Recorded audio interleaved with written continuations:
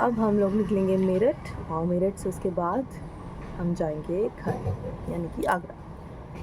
तो हम लोग निकलने वाले थे मेरठ के लिए और मेरठ में निकलने से पहले हम लोगों ने किया अच्छा सा नाश्ता, आलू के पराठे, और हम लोग हुए रेडी। उसके बाद हम लोगों ने की अपनी जर्नी स्टार्ट।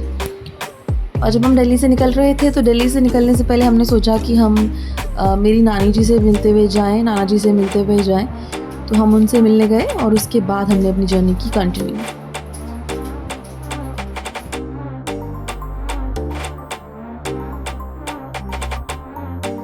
हम गए थे अपनी नानी जी के घर, वहाँ से हम लोग निकल गए हैं। अब हम लोग जा रहे हैं मेरठ की तरफ।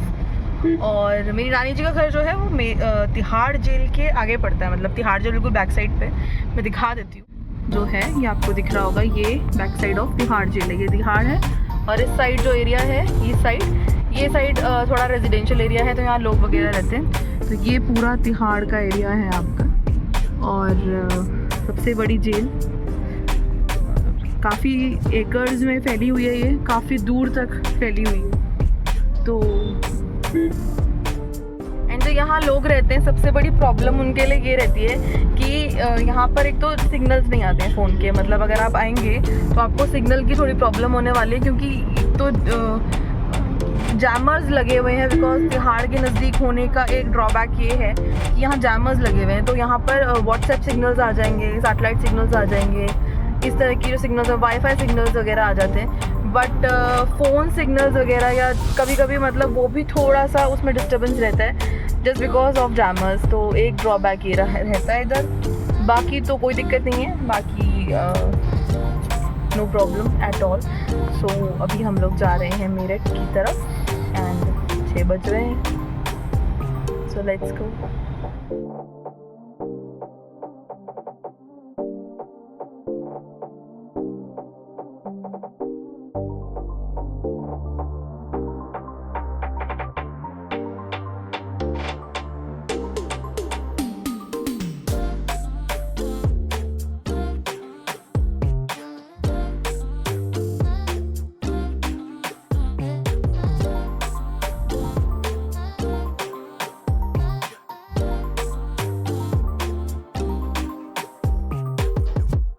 और एक तो मुझे ऐसा लगता है कि दिल्ली की रोड इतनी अच्छी है ना कि अगर ट्रैफिक ना हो ना तो यहाँ ट्रैवल करने में और गाड़ी चलाने में इतना मज़ा आता है, बहुत ज़्यादा। हालांकि मुझे गाड़ी चलानी नहीं आती है, बट स्टिल ट्रैवल करने में बहुत मज़ा आता है। अगर ट्रैफिक ना हो तो, ट्रैफिक हो तो भाई आप बहुत बुरी तरह फंसोगे। और ये धौला कुआं वाला एरिया है जहाँ पर ट्रैफिक तो बहुत ही आसानी से देखने को मिल जाता है अक्सर ही। But we were lucky enough कि उस दिन हमें ट्रैफिक नहीं मिला। सो बहुत स्मूथ ट्रैफिक चल रहा था। So yes.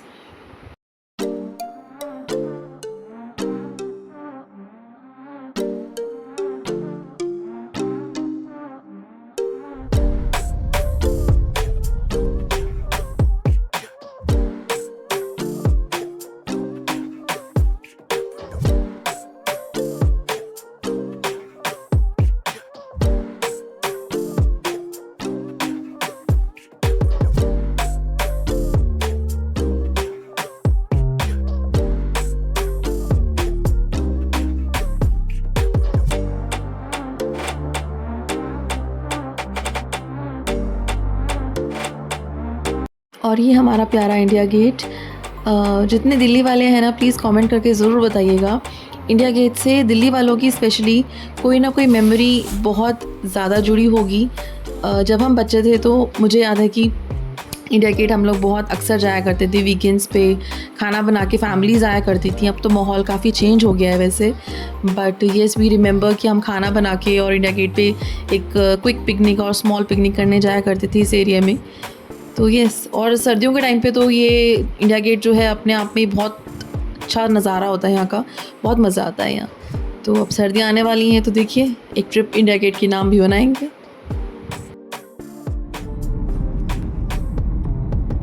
भाई और ये जाम लगता हुआ, कितना जाम लगा भाई। सब जा कहाँ रहे हैं?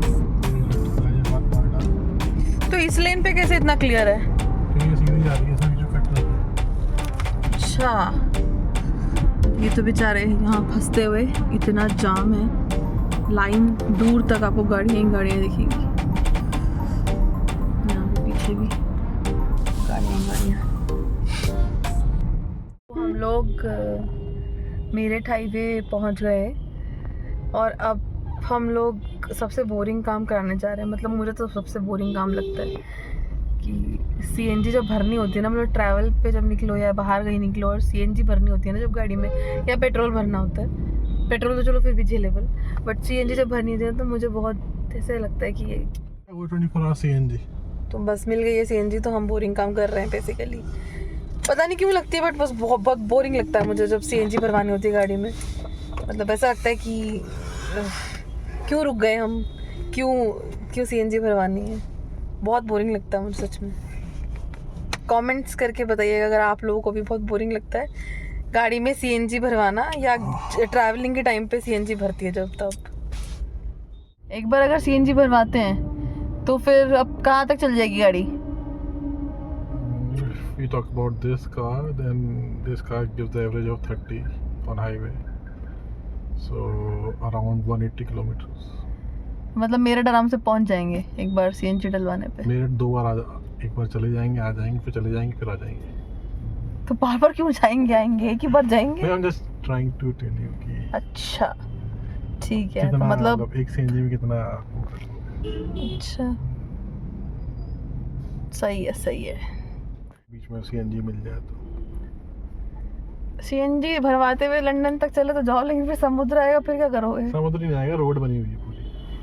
अच्छा तो अलाउड है ऐसे वैसे? हाँ, बस हर कंट्री का वीज़ा ले लो।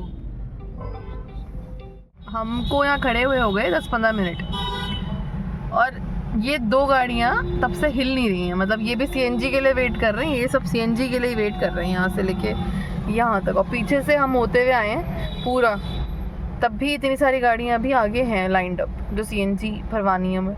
तो मैं कम से कम 10-15 मिनट हो चुके हैं ऑलरेडी। इसीलिए मुझे सबसे ज़्यादा बोरिंग लगता है कि बहुत वेटिंग होती है सीएनजी के टाइम पे। पेट्रोल पे तो क्या है, आपने भरवाया आप चल दिए, बट सीएनजी थोड़ा टाइम टेकिंग रहता है। और दूसरी चीज़, भरवाने लगो तो फिर पहले उतरो फिर बैठो, तो क्या करें। मतलब थोड़ा आलस के शिकार हैं यहाँ हम लोग थोड़ा। आई बैड। अभी जहाँ से हमने सीएनजी भरवाई, ये जो जगह है ये डासना जगह है। डासना की जेल भी बहुत फेमस है, अगर आप लोगों को पता होगा तो आप लोग बताइएगा। और यहीं पे सीएनजी स्टेशन, सीएनजी पंप जो था हमारा यहीं पे था। तो बस यहाँ से भरवा के अब सीधा we are heading towards Meerut. तो बस अब और कोई काम, मतलब बीच में हमें कहीं रुकना है नहीं होपफुली। सो यस, हम लोग मेरठ पहुँच गए हैं और ज़्यादा टाइम नहीं लगा हमें दिल्ली से। मतलब दिल्ली से आप 1.5 घंटे में आराम से मेरठ पहुँच जाएंगे, कोई दिक्कत की बात नहीं। हाईवे भी बहुत स्मूथ बना हुआ है, रोड्स भी बहुत स्मूथ है, so no problem at all. और बस अभी हम जस्ट पहुँचे हैं और उसके बाद हम अपनी डेस्टिनेशन पे जहाँ हमें पहुँचना है वहाँ बस 10-15 मिनट में हम लोग पहुँच जाएंगे। तो यस, और हम दीदी के घर पहुँचे तो दीदी ने बहुत ही यूनिक सा सैलेड हमें खिलाया, चकोतरा का। ये एक बड़ा ऑरेंज होता है, बहुत ही यूनिक फॉर्म होती है उसकी ऑरेंज की, और रेड इन कलर होता है हल्का सा, तो बहुत टेस्टी होता है। आपने खाया तो आप बताइएगा। और ये नेक्स्ट मॉर्निंग हम लोग जा रहे हैं फ़ोटोग्राफ़र के पास, जिसके पास हमारी वीडियोस और हमारी एल्बम्स हैं शादी की। तो उससे हमने एक बार क्विक रिव्यू हम लेना चाह रहे थे कि कब तक हमें दे रहे हैं वो। सो बस यहीं इंक्वायर करने के लिए हम ज़रा आए थे फ़ोटोग्राफ़र के पास। और अब हम थोड़ा सा आउटिंग करने चले गए दीदी के साथ और दीदी के बच्चों के साथ, थोड़ा मेरठ घूमने के लिए। और थोड़ा सा आउटिंग के बाद हमने थोड़ा बहुत एक्सप्लोर किया मेरठ को, और उसके बाद हम थोड़ी देर में निकलेंगे आगरा के लिए।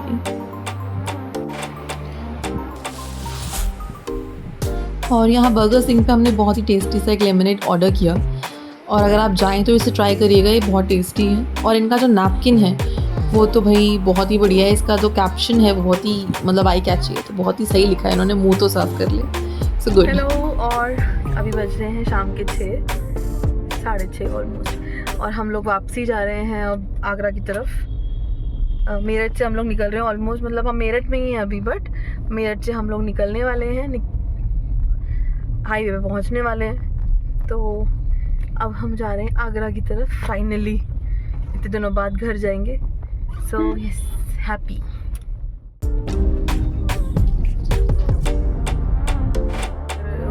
सॉरी, मेरठ से बाहर निकलते हुए हम लोग सॉरी और दोनों तरफ खेत।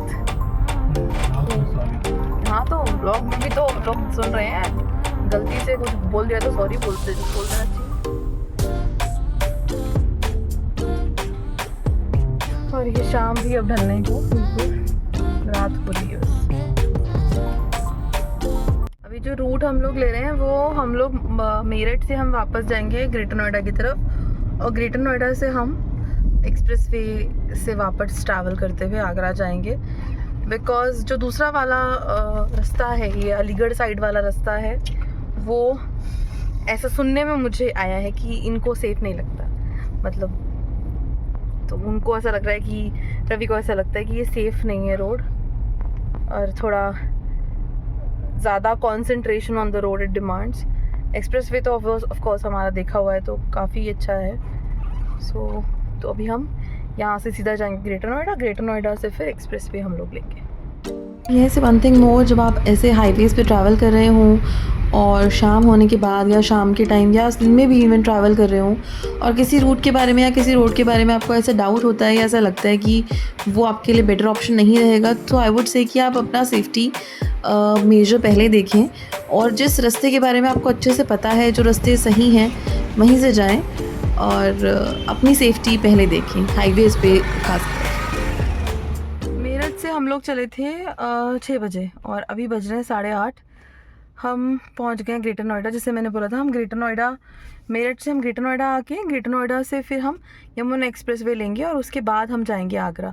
तो ग्रेटर नोएडा हम लोग पहुंच चुके हैं। ग्रेटर नोएडा में हमने एक हॉल्ट लिया है, क्योंकि मेरठ से जब से हम चले हैं हम रुके नहीं।